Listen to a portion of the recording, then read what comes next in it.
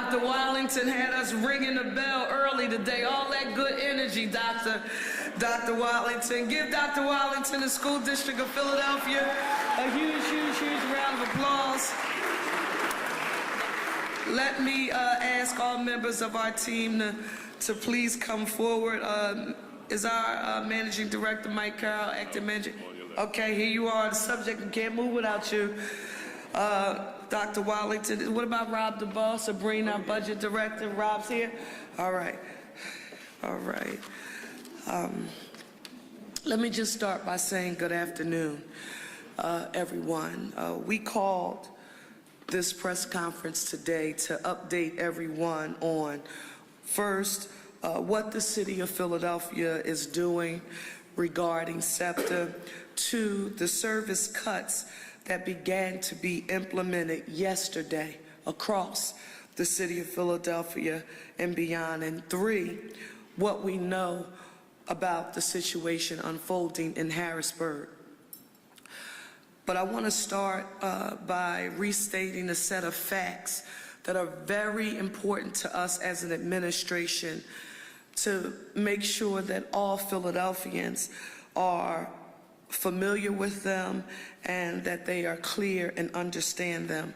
And the first is that we can't forget that SEPTA is much more than a public transit system. It's the heartbeat of the economic engine for an entire city and region. It connects communities to jobs, to schools, healthcare, and opportunity. And there's no way to say it other than without it, our people will suffer. Sometimes we hear numbers and stats and we don't connect them to people, but that's important to me that you understand this. Over 700,000 people use SEPTA every day to get to work, to go to school, to go to medical appointments, to attend sporting events, just leisurely activities, and for many other reasons. An estimated, Dr. Wallington, and we checked it and rechecked it, 52,000 students take SEPTA every day to get to and from school in Philadelphia. Our own workforce, we estimate that 1,000 city employees will be significantly impacted by these SEPTA service reductions. And another issue near and dear to my heart, talk about the importance of never forgetting your real life lived experience. About 65,000 senior citizens ride SEPTA in Philadelphia every day to get to a doctor's appointment, to see their loved ones. In my case, for my grandfather, it was to get to the senior center or the adult daycare center. It is by far, SEPTA, the lifeline for our seniors. All of this is why the city of Philadelphia did the most impactful thing that we could do for SEPTA in June, when we passed our Philadelphia budget, 5-year plan, and our 6-year capital program that included $792 million in both operating and capital support for SEPTA. I just want to make sure everybody is with me, because Philadelphia, we're not always in a position when we face a crisis where we can stand up and proudly affirm that our homework is done. Let me hear you all repeat after me and say $792 million. $792 million. Our city stepped up to the plate. Legislative body, led by our City Council President, Kenyatta Johnson, and all members of the City Council of Philadelphia, working in partnership with the Parker administration, we made sure we did what we knew we had to do in our budget process. Now, I want to add that our governor, Josh Shapiro, he gets it and he understands it 1,001%. He understands the urgency of the moment, and he understands that reliable and safe public transportation, that is crucial to our city and our Commonwealth's economic future. I want to say to Speaker Joanna McClinton, House Majority Leader Matt Bradford, Appropriations Chairman Jordan Harris, our Senate Appropriations Chair Vincent Hughes, our President Pro Tem Kim Ward, our Republican Senate Leader Pittman. I know that they get it too. And our ask is to encourage in the most supportive way that we possibly can them all to continue to stay at the table to help to deliver the critical funding that we need to keep the economic engine of southeastern Pennsylvania moving. I want you to know that we understand it, the sense of urgency at this moment, and when you hear us talk about that $792 million, I want you to know that for Philadelphia, that started for us in fiscal year 25. We included $133.3 million in our operating budget for SEPTA. And we didn't change that amount when the adopted state budget provided less funding for SEPTA that had been included in the governor's proposed budget. We could have reduced our funding during that time by about $15 million based on the adopted budget and the amount that the city is required to match state dollars. SEPTA's budget shows that in addition to the city's contribution, the match amount for operating costs for Pennsylvania's counties surrounding Philadelphia is about $28 million. Well, in this year's budget, because this is important to get the numbers on the record so that Philadelphians know that their tax dollars have been significantly invested in the mass transit system that keeps our city and our region going. This year's budget, the city has included $135 million in SEPTA subsidy in our operating budget. Overall, the contribution to SEPTA, operating and capital. Let me hear you say operating and capital. Operating and capital. Over our 5-year plan and our 6-year capital program is $792 million. Now, while SEPTA is responsible for providing transit service, our acting managing director and our deputy managing director for Otis, Mike Carroll here. Whenever you hear me talk about Mike Carroll, I had to tell people, yes, he's the subject matter expert. His name's not subject matter expert. His name is Mike Carroll. Right, but Mike Carroll is our subject matter expert on transportation, and he is going to walk you through everything that the city is doing to mitigate the traffic impact, these service reductions on roads and streets that the city of Philadelphia is responsible for managing. He's going to walk you through all of that. We are collaborating with SEPTA, with the school district, universities, employers, nonprofits, and community groups to deploy alternative solutions and to do our best to minimize, to help to mitigate the disruption for our residents. But I want to be clear, in no way, shape, or form are the plans that you're going to hear about today. None of that can suffice for a fully funded, fully operational at 100% capacity SEPTA. But what you are going to hear about is a comprehensive citywide effort that Mike is leading, which includes our Office of Transportation and Infrastructure Services, our Streets Department, our Commerce Department. Where's Deputy Commissioner Stanford? Commissioner? Our police department, our neighborhood action centers located throughout the city to help traffic, parking, commuting, and safety measures that can help our people adjust and adapt. On today, we're urging all of our residents who rely on public transportation in their day-to-day living to devise a plan that if your route has been canceled or it's been cut back, don't delay. The service reductions are here. So for anyone, and I have to say this because I heard some people in the midst of all of this saying that, well, this is all a created crisis. You rest assured that if there was a way that the city of Philadelphia alone could have addressed this, it would be done. But we can't do any of this alone. We want everyone to be aware of the many resources and tools that SEPTA has already launched to assist people in figuring out new options for getting where they need to be on SEPTA. And the city will be leveraging those resources and even training our staff who interact with residents so that they can be a valuable resource for information. Hassan Freeman, thank you for the engagement centers. We are doing the same with all of our city employees, and we know flexibility is going to be essential. So on today, you're going to hear from Mike Carroll, who's going to give you all of the details. You're also going to hear from Dr. Wadlington, and you're going to hear from our finance director, Rob DeBow, because everything that you're going to hear from us today, it has a fiscal impact on the city of Philadelphia. Thank you. We'll turn it over to Mike Carroll.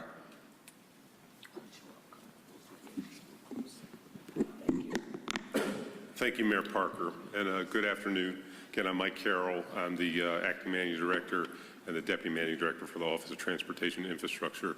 I want to reiterate something that Mayor Parker just stated for you. We all appreciate the entire operation at SEPTA, all the incredible work that they do for our region. They're responsible for keeping the transit moving, for keeping the buses, the trolleys, the rail cars moving. And when they are not sufficiently funded, their ability to do that is reduced.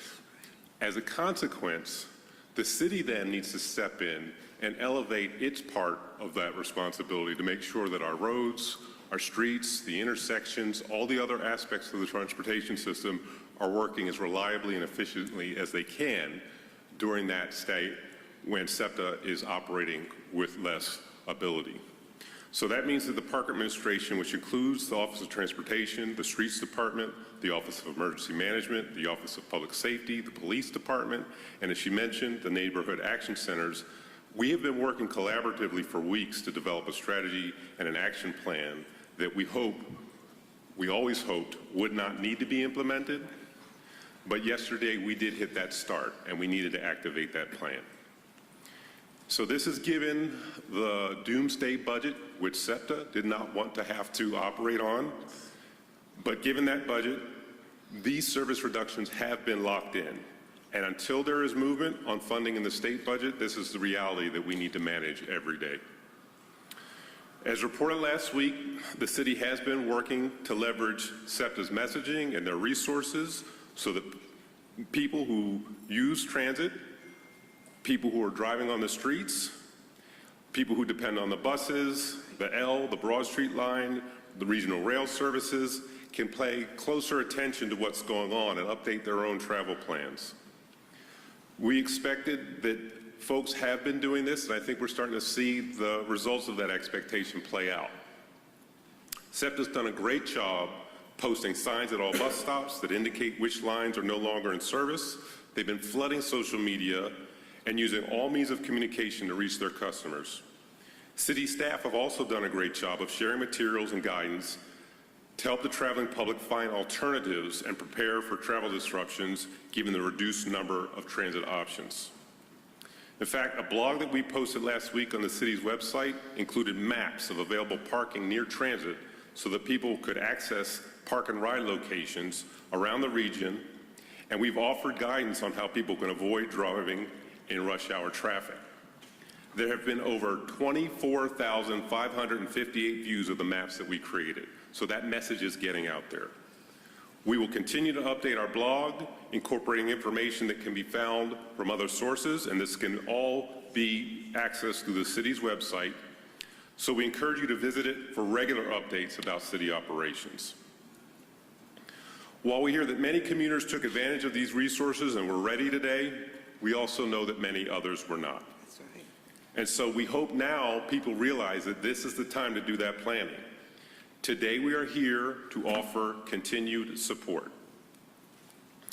So we expect by now Philadelphians are hearing and understanding that the changes made yesterday and today are the first round of service reductions proposed by SEPTA, given their doomsday budget. Now let me reiterate what that means. The current cuts have already implemented 20% service reductions in bus, trolley, and metro services. Another set of cutbacks affecting regional rail will happen on September 2nd. Starting also in September, there will be a 21.5% increase in fares. So a base fare for transit will go from $2.50 a ride to $2.90 a ride. We know this will affect people's access to transit, and we need to be prepared for that. Riders throughout the region are seeing the elimination of 32 bus routes, including 16 that serve the city of Philadelphia. It's perhaps even more significant that there will be across-the-board reductions in frequency on all services and a reduced number of trips on all rail lines. This includes the end to special services like Sports Express trains. As we expect this will add to congestion on our streets and to more crowded conditions on transit vehicles, we need to be prepared. Now, we've offered a lot of advice to help transit users and other travelers cope today, and I'm repeating that advice and sharing more about what the city has been doing to manage congestion and other disruptions to transportation. Travelers should consider rescheduling their travel as much as possible to avoid rush hour. We want people to plan to use these park and ride locations that we've identified.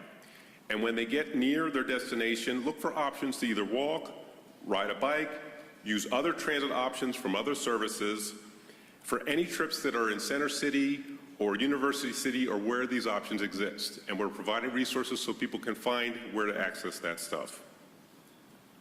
Always factor in ample time for your travel.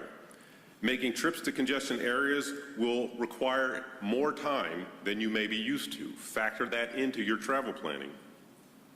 If you're traveling by a vehicle, plan that commute in advance and consider off-street parking as a viable option. Don't expect to find a place to park on street right next to where you're going. It's not reasonable. And when you're circling the block trying to find a meter, you're creating more congestion for the people who are also driving around. Try to share your plans with others so that you coordinate. It just takes two people who are going to the same place to form a carpool. If you can't do that one-on-one, work with your managers and other business owners to find options that can help. And so for employers and other managers, we want you to be flexible with your workforce. Be flexible with the people who have appointments with you. Understand that it is a little bit harder to get around and try and work with them to reschedule when that's possible. Also consider designating people who can help organize among your workforce so that carpools may be easier to form. So starting today, the Department of Streets intensifies its work to ensure the reliability of our system. We're monitoring on a constant basis our traffic network for possible impacts. This involves observing traffic volumes and traffic time across our arterials and our expressways. We're looking for changes in travel peaks, when people leave to take their trips, and changes in the routes people are taking. We're identifying delays on corridors and congested intersections and breakdowns in the level of service for transportation. We're tracking other factors external, such as electrical issues, which could reduce our signal uptime, or other forms of street work. We're working with parking operators to understand and anticipate changes in parking patterns which may affect traffic. So all of this data we're collecting will help us maximize progression on our key corridors. It'll minimize signal downtime. It'll minimize the loss of our surveillance through cameras and other transportation infrastructure. And it'll help us identify where we need to elevate enforcement and other measures to maintain reliability. This work will guide and refine our approach over this week and any future weeks where we're under this condition with reduced SEPTA operations. It ensures that we'll stay on top of commuter behavior and that we'll be as effective as possible deploying our resources to manage trouble spots that we observe. Now, judging by what we saw this morning, our efforts have been pretty successful. We were able to raise public awareness and to manage the system fairly well this morning. That doesn't mean there have not been issues, and in fact, some unexpected things did happen this morning. Folks may be aware of the industrial fire on State Road. But overall, from what we've seen, the congestion this Monday morning was not significantly worse than what we would expect during any summer Monday morning. The traffic network performed well, and we want to thank the folks at the Traffic Operations Center and the entire Streets Department team for their efforts as they continue to monitor conditions and prepare for increases. We do expect increases next week. Folks will return from vacations after Labor Day, and more schools will be in attendance. But we appreciate the work that's happened, and we will continue that work to manage that condition when it comes. We're maintaining our infrastructure. We're accelerating repairs where we see there's issues that may affect our traffic system, and we will maintain our vigilance to make sure we're as responsive as possible when events occur. I'd like to remind Philadelphians to sign up for Ready Philadelphia alerts. To receive text alerts on your phone during any emergencies, text Ready Phila to 888-777 or go to Ready Philadelphia's website. You can receive text alerts when a traffic incident occurs or when there's closures on major arterials such as I-95, 76, or 676, or Route 1. If we feel it's needed for us to step up these efforts, we may use these services to provide additional alerts to people who are traveling around the region. I want to highlight the work of our Office of Public Safety and also appreciate the work that's going into standing up our safe neighborhoods along with the Philadelphia Police Department. We'll be working closely with the school district safety teams to ensure our city resources are coordinated with the school districts and to support their efforts to keep school students safe during their commute to school.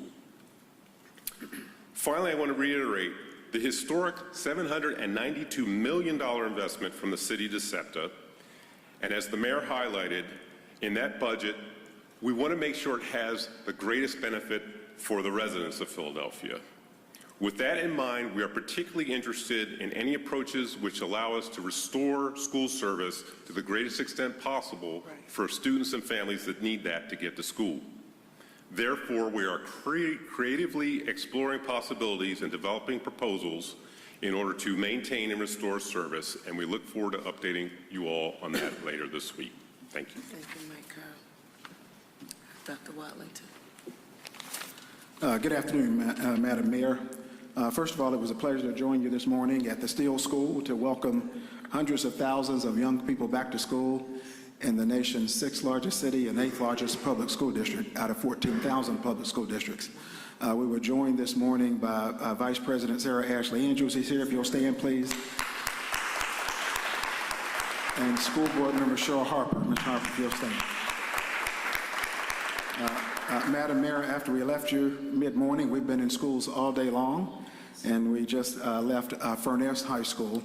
And Mayor, we're really pleased that we saw some bright-eyed, smiling, excited young faces this morning, fresh haircuts, their hairdos. Mayor, I saw you commend a lot of the young ladies on their hairdo, and I saw them smile, and saw their new kicks or shoes or whatever they call them these days, and it was really exciting.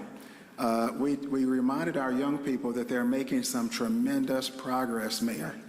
Last year in January, when we received the nation's report card, which comes out every 2 years. In 1969, Congress commissioned what's called the NAEP test, the National Assessment of Educational Progress, NAEP. It's administered every 2 years in all 50 states and 26 what we call urban districts, or the NAEP TUDA districts. We're one of them. The data showed that pre-pandemic, our students in 4th and 8th grade reading or math were performing in the lowest quartile. We're really pleased in 2024 when the data came out, we're in the top quartile and in 1st and 2nd place in a couple of places compared to other big districts. Big round of applause. So, Mayor, while I can tell you we've not quite got the state data back yet for the 2024-25 school year, we'll get that later this fall. The state data, I can tell you the national data is excellent in terms of improvements. I can also tell you, Madam Mayor, that the key to that is year over year, over the past 3 years and beyond, our students have improved their regular student attendance. The key sauce is, one, we need our children in school 90% of every month and 90% of the school year. And when that happens, and we marry that with highly qualified, well-supported, and stable teachers over time, highly qualified, stable, well-supported principals over time, and we put the best curriculum, as Dr. Clayton taught us all, put the best curriculum in reading, math, and science, Board Member Harper, she says, don't forget science, in front of them, we know we will continue to improve. We are meeting in the administration late this evening, Mayor Parker, and we're going to stay in the office until we can ensure that all of our children made it home safely. And we are going to assess what attendance looked like today. Yes. I can tell you that while we don't have the numbers across the district just yet, as we left Furness High School, Principal Poe told me that typically today he would expect 90+% of his children to be in attendance. And because of some of the transportation impacts, those numbers have dropped down to the 70s. And so while that's not a promising trend, we are hopeful that this can get turned around sooner rather than later, because if we can get our kids in school 90% of the month, 90% of the year, and keep driving on the good hard work that we're doing, Madam Mayor, we can get further down the road to being the fastest improving large urban school district in the country. And we certainly thank you for changing the percentage of the millage rate that comes to the school district. It will result in additional $240 million over a 45-year period, Madam Mayor. So thank you for the City of Philadelphia and City Council. And we're excited about a great school year, Mayor. Thank you so much. Thank you, Dr. Watson. Finance Director Rob DeBoe. Thank you. So we have, in the Parker administration, consistently shown our commitment to stepping up in times with challenges like these. But at the same time, we've also shown our commitment to fiscal stability. We've done that through the choices we've made in our budget processes, in our labor negotiations, in our discussions about tax investments. And that means in this case, we'll do what we can to help SEPTA riders, to help our school students, but we'll also live within our means. And while we've built up historic reserves with uncertain federal policies, an uncertain national economy, persistent inflation, we don't have the financial resources to substitute for the Commonwealth's funding, particularly after committing $792 million, as you may have heard. Any funding that we add to SEPTA, any help that we give, while essential, will also mean that we have to look at other trade-offs and we have to figure out how we will pay for that. With that, I'm going to turn it back to the Mayor. Let me just state Mike Carroll, our transportation subject matter expert, Dr. Watlington. So Dr. Watlington, we're the 6th largest city in the nation, but the 8th largest school district in the U.S., and we have the best superintendent in the nation right here with Dr. Watlington. Thank you. And thank President Steinberg for what you and the PFT were able to do. And to Rob DeBoe, our finance director, thank you for helping to make sure that we stay on the right path. We want to make sure that we take some questions from you right now, if there are any. Lauren. Mayor, as we're waiting to see what happens, in Cherelle Parker, a bit of a debate sort of following up about whether to do some sort of short-term fix or to have that long-term sustainability that SEPTA has done. What is your take on that? Do you think Philly can wait for Harrisburg to come up with a long-term fix, or do you think they need to look at some sort of short-term fix? Lauren, this is the first time that the issue of the funding for mass transit, roads, bridges, and highways, that I have not had a formal seat at the table because I'm not a member of the legislature. And one of the things that I've been very disciplined in doing as mayor of the city of Philadelphia is to in no way, shape, or form attempt to say anything that boxes legislators, the leaders, along with our governor, into a place and space to say you have to pick one strategy over the other. I was there And I was a part of getting it done for Act 89 that delivered over $450 million in recurring revenue for mass transit with SEPTA as a beneficiary. And I know what it's like when you're working in a highly charged, polarized, partisan environment. And when we got it done, we had a Republican governor, a Republican-controlled House, and a Republican-controlled Senate. And so when people ask me what's the vehicle, Dr. Watlington, it reminds me of one of our first conversations that we had. And I said, whenever we are working on trying to ensure funding for the school district of Philadelphia, I felt the same way with Dr. Height. I never want a school board president or our superintendent having to engage in the business or the politics of deciding what happens there, because he's our educational subject matter expert, just like I feel about Mike Carl with technology. So I won't pick, Lauren, one or the other. I just don't want to put a Band-Aid on the gunshot wound. I know how valuable SEPTA is to the Commonwealth of Pennsylvania, and it has a structural deficit. In Philadelphia, I want you to think about this. We knew what it was like when the school district was facing a structural deficit, and we needed to come up with a source for recurring revenue. And we did that when we were able to use sales tax revenue. For those of you who don't remember it, we increased the sales tax in the Commonwealth of Pennsylvania, here in the city of Philadelphia specifically. That was to generate over $120 million. Funny, Rob DeBoe, how these numbers, they live in my DNA. $120 million for the school district, and anything over and above that after we paid our debt service, it went to address the unfunded liability of our municipal pension system. And then we did the cigarette tax. We had to find a way, because SEPTA had now, is it a $10 billion capital backlog? $10 billion.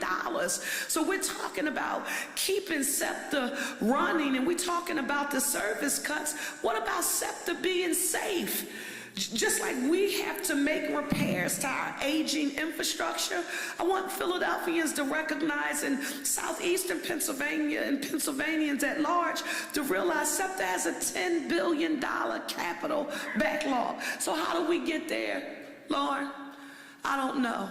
But I know that our Philadelphia delegation legislators, and I want to say this to all of them, to those who are in leadership and to those who are members, thank you. We see you. We know what you're doing. And just figure out a way to try to get there. But whether it's going to, where the revenue source is going to come from, is it going to be short term? I have no idea, Lauren, but this is what I do know. I know that I've talked to almost every legislative leader. I know members of Congress, Congressman Dwight Evans, he's been on the phone. People have been working, calling folks inside of government, outside of government. Same strategy that we use. We just need everyone rowing and moving in the same direction in order to get there. But I won't choose one strategy over the other. Thank you for that question, Sean.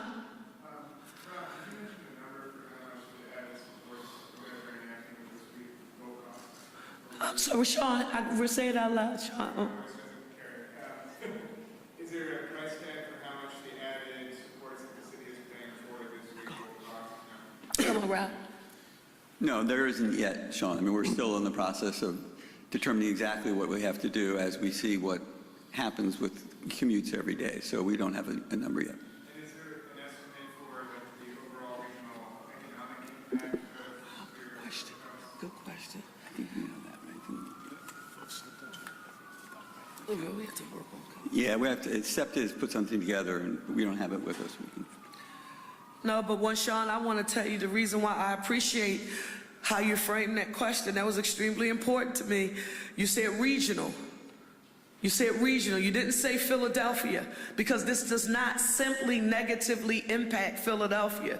SEPTA is a regional asset, and you've heard us say over and over again, and that's one thing about the truth and facts. No matter how many times you tell them or where you tell them, if you tell the truth, they stay the same. 40% of the revenue that it takes to run the Commonwealth of Pennsylvania is generated in southeastern Pennsylvania. And so now, Obviously, this is new. We're just dealing with this. We hope it gets addressed immediately, but we have to quantify the fiscal impact. And so, Rob DeBoe, as soon as, Rob, when you're finishing your statement, the first thing you say is, even as we figure out what we can do to try to help our students, Dr. Watlington, get to school, because they can't get back the learning loss.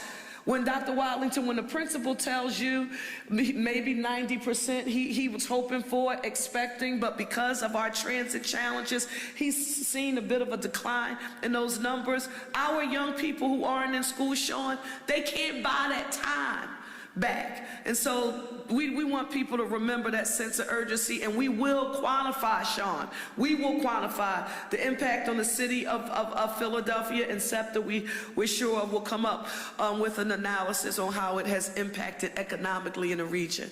Good question. Yeah, I'm sorry. What you said was you were going to prioritize restoring school service. How can you do that? Are you trying to expand the yellow bus fleet? Are you going to get SEPTA to come in, expand your fleet, and so on?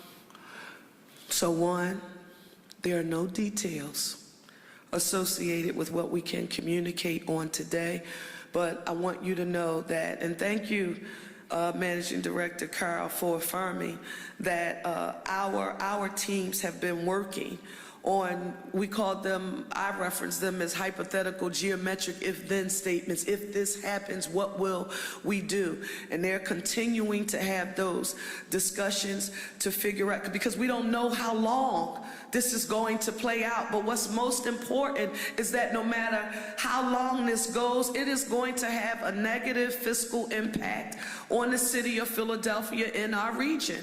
When we can't get to and from essential places and spaces. So what will it look like? We can't give you any details right now. We're still working through that, but we will have a public announcement soon. Was that fair? Was that fair? Fair enough? But no details about that. So, it was someone else. Who was it? Yes, I'm sorry. Yes. I realize that you may have just answered this. However, when you put the contingency plan in place, what is your general timeframe? Obviously, when they come up with funding, it depends. But when you, as a city, are making these plans, what are your benchmarks as to having to reassess the contingency plans, whether it's school district, how you're transporting kids, or whether it's traffic congestion? When do you reassess? So Mike Carl is going to come up, the subject matter expert, and give you an answer to that. But you said something yesterday, Mike, that I didn't think a lot of people understood in our briefing, is that any adjustments or any plans that are implemented, it's not as easy as a switch and just turning on the light. And when you have to find a way to build the adjustments into the process as it relates to staffing and so many other things. And so, Mike Carr, I want you to give us a response for that one. Yeah, so like what the mayor's saying is exactly right. It takes time for SEPTA to make changes. It took time for them to implement the cuts, and as they're rolling things back, it would take about a week, maybe a week and a half for them to get anything back up and running. Even if the state came through with the full funding that was requested, it would take that time to get the staffing, the scheduling, the equipment all ready for getting back to what they should be at. In terms of our response, we're taking a week-by-week approach, based on what I just said. And so what we're looking at right now, through this week, this condition I think we saw this morning should persist. That informs what we're doing to monitor and manage the traffic like I spoke about. Next week we'll have more schools online. We'll have more traffic as people come back. So we've got a plan that we're working on for the week that follows that. Now, what we've seen is that the schedule is for the legislature to come back, I think September 8th.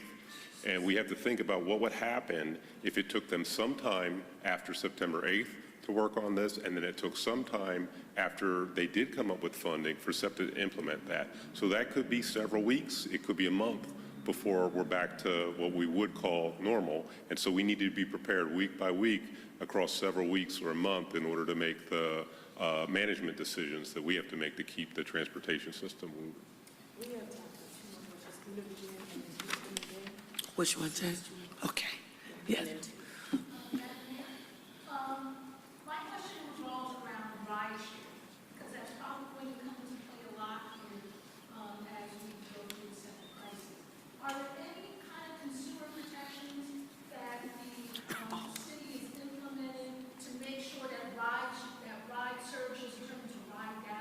So I would advise you to reach out to the Philadelphia Parking Authority, who has authority under the state to regulate all of the rideshare services in this region. And could you state your name? Yes. Mayor, just I would like to know two questions. First, what is the big learning at this time from the city and SEPTA to prevent in the future this kind of situation again, because it's impacting a lot of people, more elderly that have to go for medical appointment or something like that. And my second question is, do you think the failure from the Senate to approve funds for SEPTA could be something to bother your administration? Two very good questions. And that's I'm a firm believer in you always use particularly crisis as a learning experience. For me, what I've learned as a result of this is that we're sincere right here, so I'm going to be as diplomatic as I can. She's shaking in her boots right now. I'm going to be as diplomatic as I can. I arrived here in the Pennsylvania House of Representatives in September 27, 2005, my first formal day when I was sworn in as a member. I would leave Harrisburg as chair of the Philadelphia delegation at a time when Philadelphia did not have any Philadelphians on either side of the aisle in a leadership position in either caucus. So I would end up being the chief negotiator for Philadelphia in my chamber. And I would have to figure out a way to work with people who I may have agreed to disagree with 90% of the time, 95% of the time. But when you hear me talk about the structural deficit that the school district of Philadelphia was facing under Dr. Height's leadership, that sales tax enabling legislation, that cigarette tax, I think about the municipal pension fund and addressing our unfunded liability, Rob, and getting those dollars for it. It affirms for me that you cannot afford to allow people to use divide and conquer indifference, because some people are very, very good at using divide and conquer indifference to, figure out a way to stop progress from moving forward. And what does it look like? It looks like saying we have Democrats and Republicans in Harrisburg. We have people who are from rural Pennsylvania and urban Pennsylvania and suburban Pennsylvania. Now, instead of figuring out a way that we can support our transportation infrastructure in every way imaginable, how about we say that rural Pennsylvania doesn't want urban Pennsylvania to get anything done, and suburban Pennsylvania, they don't want suburban Pennsylvania to get anything done.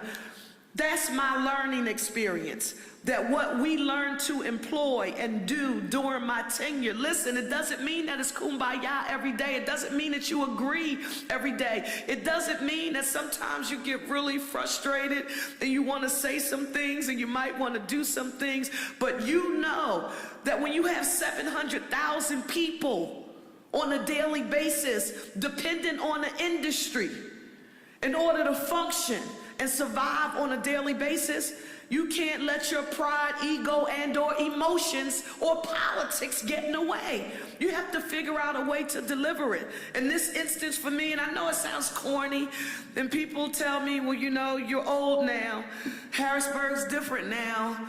You were there a long time ago. Things are much more, I know it's different. So I don't know, I don't profess to know how tough it is right now. But the formula that you just heard me give, the rural, urban, unlikely alliance that people never expected to occur, with our suburban counterparts right there with her. And it didn't mean that we had all of rural Pennsylvania, urban Pennsylvania, or suburban Pennsylvania, but we found those people out of each of those buckets who could get together to cobble up the number of votes that we needed to get something passed. So if you've asked me what I've learned that it's true I'm getting old, but the foundation of some of the things that we learn, they stay the same.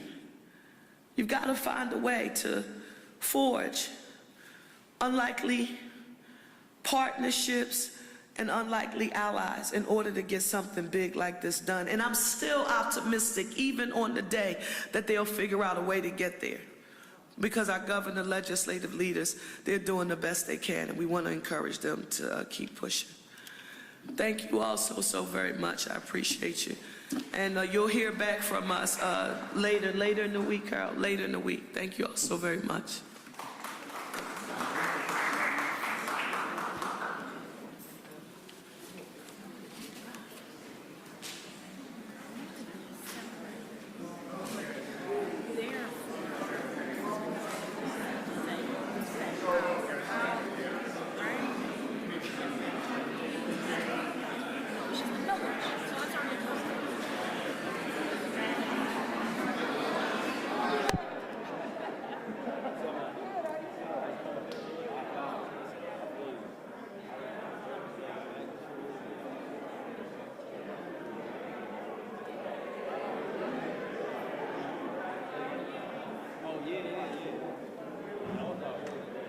I had to get my kids. Yeah. No, the goods. No. That's, I got you. I got some good friends. Yeah, are you? Oh, sweet. That's awesome. Listen, we just got over the hump, so I can't talk too much trash yet. Y'all got a good team. I love Josh Allen.